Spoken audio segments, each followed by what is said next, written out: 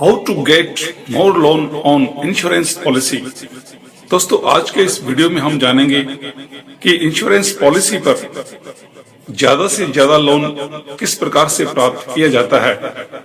दोस्तों, अभी तक आपने देखा होगा या सुना होगा या पढ़ा होगा कि इंश्योरेंस पॉलिसी पर लोन किस तरह से लिया जाता है, किंतु आज इस वीडियो में हम आपको बताएंगे कि इंश्योरेंस पॉलिसी पर ज्यादा से ज्यादा लोन आप किस तरह से ले सकते हैं। जी हाँ दोस्तों, नमस्कार, मैं हूं जगदीश ओटवाल, जे न्यूज एंड म्यूजिक में आपका स्वागत है। दोस्तों, वीडियो चालू करने से पहले हम चाहेंगे कि हमारे चैनल को आप सब्सक्राइब करें, लाइक करें। दोस्तों, सब्सक्रिप्शन पर कोई पैसा नहीं लगता है, आप आसानी से लाल बटन दबा कर नीचे चैनल को सब्सक्राइब करें। दोस्तों, सबसे पहले हम जान लेते हैं कि इंश्योरेंस पॉलिसी पर किन किन पॉलिसियों पर लोन मिलता है और वे कौन लोग होते हैं जो ऋण लेने के पात्र होते हैं, यानी कि उन्होंने अपना टर्म्स और पॉलिसी किस टाइप की ली है ताकि उन्हें आसानी से इंश्योरेंस पर लोन मिल जाए। देखते हैं दोस्तों कि कौन लोग ऋण के लिए पात्र हैं और कैसी पॉलिसियां उन्हें ऋण दिला सकती है। आइए देखते हैं दोस्तों। देखिए दोस्तों, यह है LIC का रेडी रेकनर। इसमें आपको बताया गया है कि पॉलिसी पर ऋण कौन कौन लोग ले सकते हैं और किस टाइप की पॉलिसियों पर आपको लोन मिलता है। दोस्तों, लोन ज़्यादा से ज़्यादा आपको कैसे मिले, इसकी चर्चा हम आगे करेंगे। पॉलिसी ऋण के लिए कौन पात्र हैं। पॉलिसी धारक अपनी पॉलिसियों पर कुछ नियमों के अधीन ऋण ले सकते हैं। ऋण लेने की क्रियाविधि क्या है। पॉलिसी धारक को निर्धारित प्रपत्र में ऋण का आवेदन करना होता है और पूर्ण रूप से भरे हुए प्रपत्र के साथ पॉलिसी बॉन्ड प्रस्तुत करना होता है। पॉलिसी धारक कितने ऋण के लिए पात्र हैं, यानी कि उन्हें कितना लोन उस पर मिल सकता है। ऋण की राशि की गणना पॉलिसी पर अर्जित समर्पण मूल्य के आधार पर की जाती है। दोस्तों, समर्पण मूल्य यानी कि सरेंडर वैल्यू के आधार पर ही आपको लोन मिल पाता है और सरेंडर वैल्यू के लिए चाहिए पेड अप वैल्यू, यानी कि आपने कितनी अवधि तक, कितने सालों तक आपने किस्तें चुकाई है और उस पर कितना बोनस LIC ने आपको दिया है। दोस्तों, वैसे साधारण वे में 85% तक ही लोन मिल पाता है, किंतु यह आपकी समय अवधि पर, पेड अप वैल्यू पर डिपेंड करता है कि आपने कितने वर्षों तक पॉलिसी के लिए किस्तें जमा कराई है। देखिए, इसमें पॉलिसी ऋण पर ब्याज की दर क्या होती है। पॉलिसी पर ब्याज भी लिया जाता है। दोस्तों 2005 से पूर्व पॉलिसी ऋण पर ब्याज 9% 6 माही की दर से ब्याज लिया जाता था, किंतु 2005 के बाद LIC का यह प्रोसेस बदला और वार्षिक 9% किया गया, यानी कि आपकी लोन पर जो ब्याज लिया जाएगा वह वार्षिक रूप से 9%, उसके बाद नहीं चुकाने पर चक्रवृद्धि होगा। लोन आपने ले लिया है, किंतु लोन को चुकाया कैसे जाए। पॉलिसी अवधि के दौरान कभी भी थोड़ी सी एक साथ पूरी रकम, थोड़ी या एक साथ रकम पॉलिसी धारक लौटा सकता है। इस पुनर्भुगतान की न्यूनतम राशि 50 रुपये और उसके बाद 10 रुपये के गुणन में होना आवश्यक है। यदि आप ऋण नहीं चुकाएंगे तो क्या होगा। पॉलिसी की अवधि के दौरान या मृत्यु दावे से पहले ऋण चुकाया नहीं गया तो दावे की रकम में से ब्याज सहित ऋण की रकम घटाई जाएगी और दावेदार को बाकी रकम का भुगतान किया जाएगा। नियमित रूप से ब्याज का भुगतान न करने पर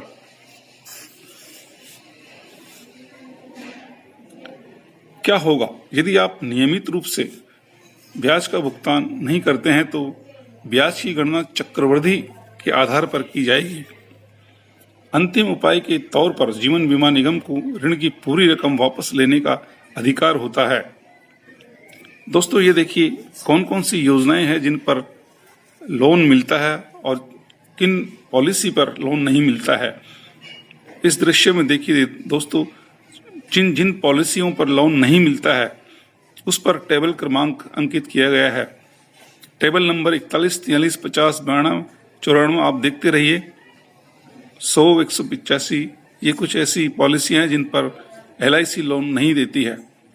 दोस्तों, अधिकतर एंडोमेंट पॉलिसियों पर LIC लोन देती है और उसकी अवधि और पेड अप वैल्यू के आधार पर आपको अधिक से अधिक लोन की प्राप्ति होती है। दोस्तों, आगे हम देखेंगे कि लोन के लिए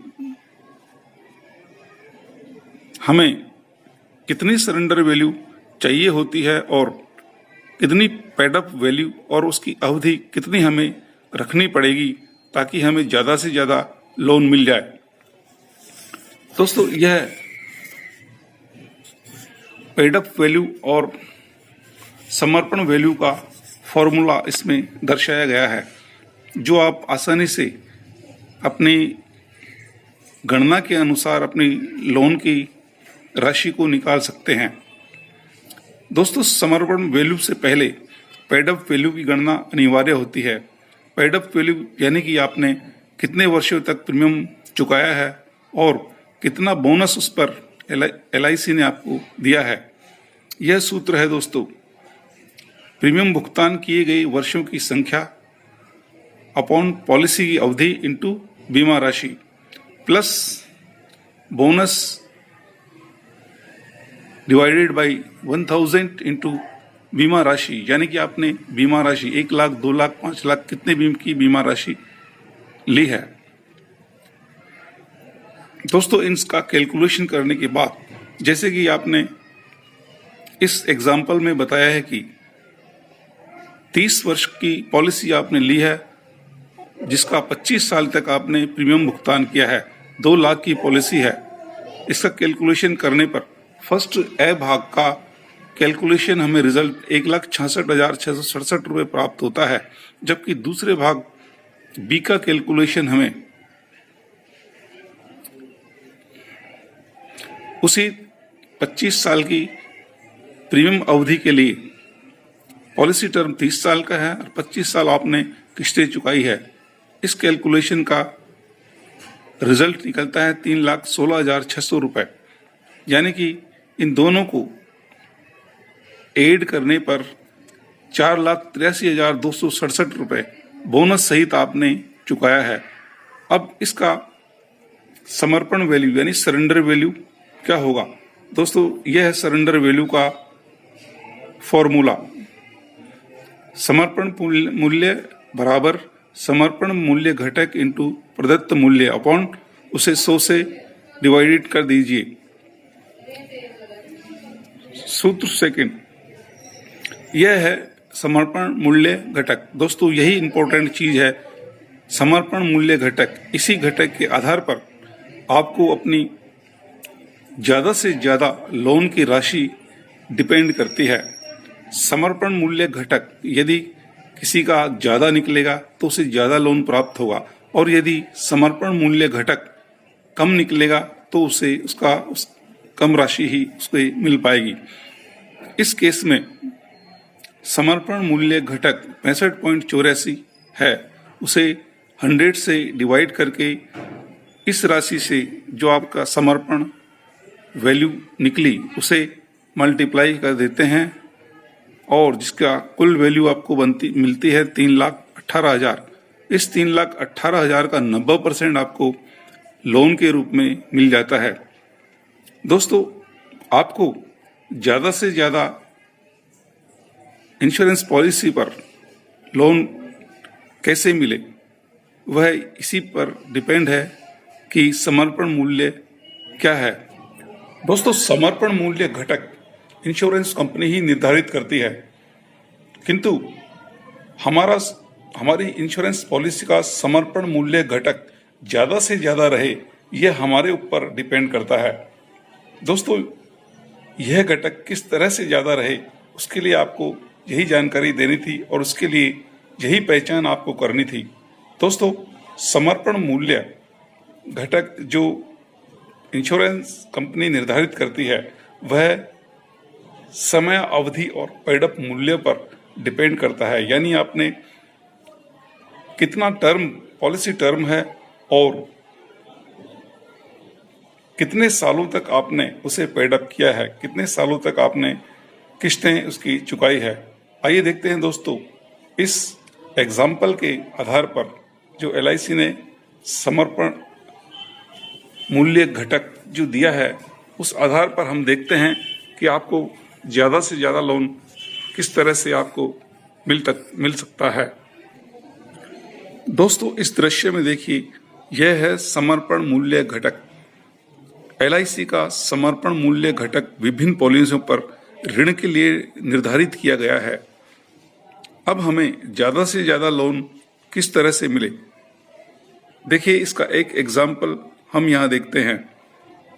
यदि आपकी पॉलिसी अवधि का टर्म 20 वर्ष है और आपने इसे 10 सालों तक चुकाया है, तो इस केस में देखिए 10 वर्ष की अवधि आपने किस्तें चुकाई है, उसका समर्पण मूल्य घटक 46 है। जबकि इसी केस में आपने 3 वर्षों तक प्रीमियम चुकाया है, उसका समर्पण मूल्य घटक 27.91 है। जैसे जैसे आप प्रीमियम चुकाते जाते हैं और प्रीमियम की अवधि बढ़ती जाती है, उसी के अनुसार समर्पण मूल्य घटक बढ़ता जाता है, वृद्धि करता जाता है। देखिए यहाँ 5 साल में फिर बढ़ गया है। 5 साल बाद समर्पण मूल्य घटक की वैल्यू 32.37 हो गई है, जबकि 10 वर्ष में यह 46.94 की हो गई है। अब दोस्तों, यदि आपको ज़्यादा से ज़्यादा और लोन चाहिए तो आप पॉलिसी की समय अवधि यानी पॉलिसी का टर्म कम रखिए। इस केस में देखिए 46.94 20 साल की अवधि के लिए है, जबकि इसी केस में यदि आप समय कम कर देते हैं, पॉलिसी अवधि 16 साल या 15 साल की कर देते हैं और आपने 10 साल तक उसका प्रीमियम चुकाया है, तो 16 साल की अवधि में यह 56.4444 समर्पण मूल्य घटक नजर आ रहा है, जबकि 20 साल की अवधि में यह 43.57 था। इस तरह से दोस्तों, यदि आप पॉलिसी टर्म कम रखें और अधिक से अधिक पेड अप मूल्य उसका रखें, यानी कि 15 साल बाद आपका यह मूल्य घटक और भी बढ़ गया है। समर्पण मूल्य घटक 15 साल की अवधि में 9.174 हो गया है। पॉलिसी अवधि यहाँ 16 वर्ष की है और आपको 15 वर्ष के बाद लोन चाहिए या आपको 12 वर्ष पश्चात लोन चाहिए, तो यह समर्पण मूल्य घटक बढ़ता जाता है और इसी घटक के आधार पर आपको बोनस की भी ज़्यादा मिलता है। और बोनस और किस्तों के दोनों को जोड़कर जब हम समर्पण मूल्य निकालते हैं तो वह ज़्यादा निकलता है। अतः जैसे जैसे आप पॉलिसी टर्म ज़्यादा रखेंगे, प्रीमियम की अवधि ज़्यादा रखेंगे, आपका यह समर्पण मूल्य घटक बढ़ता है और समर्पण वैल्यू भी घटती है। जैसे ही समर्पण सरेंडर वैल्यू ज़्यादा निकलती है तो उसका हमें 85 से 90% लोन, यानी कि अधिक समय अवधि के लिए 90% तक ही लोन आपको इंश्योरेंस कंपनी देती है। इस तरह से दोस्तों, आप अपने लोन की अवधि, ज़्यादा से ज़्यादा लोन लेने के लिए आप पॉलिसी का समय अवधि कम रखिए और पेड अप वैल्यू यानी प्रीमियम चुकाने की अवधि ज़्यादा रखिए। 3 साल की अवधि में यह बहुत ही कम समर्पण घटक बताएगा, जबकि जैसे जैसे आप समय बढ़ाते जाते हैं प्रीमियम का, तो यह समर्पण घटक बढ़ता हुआ चला जाता है और आपका इसमें बोनस भी ज़्यादा घोषित होता है और लोन का परसेंटेज भी बढ़ता हुआ चला जाता है। इस तरह से दोस्तों, पॉलिसी का टर्म ज़्यादा रखिए और लोन लेने की अवधि भी ज़्यादा रखिए। 3 साल में बहुत ही कम आपको लोन वैल्यू मिलेगी, जबकि 5 साल में ज़्यादा, 10 साल में ज़्यादा और फिर उससे ज़्यादा बढ़ता हुआ आपका लोन वैल्यू बढ़ती ही चली जाएगी। इस तरह से अपनी समय और अवधि को चुनते हुए आप ज़्यादा से ज़्यादा लोन प्राप्त कर सकते हैं।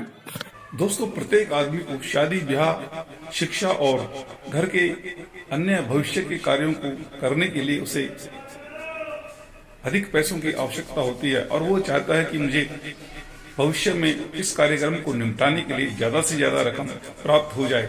अतः दोस्तों, आप प्लान बनाइए और ज्यादा से ज्यादा लोन प्राप्त करने के लिए अपनी पॉलिसी पर एक ही तरीका रखिए, वो है आप अपनी पॉलिसी की समय अवधि यानी टर्म कम से कम रखिए।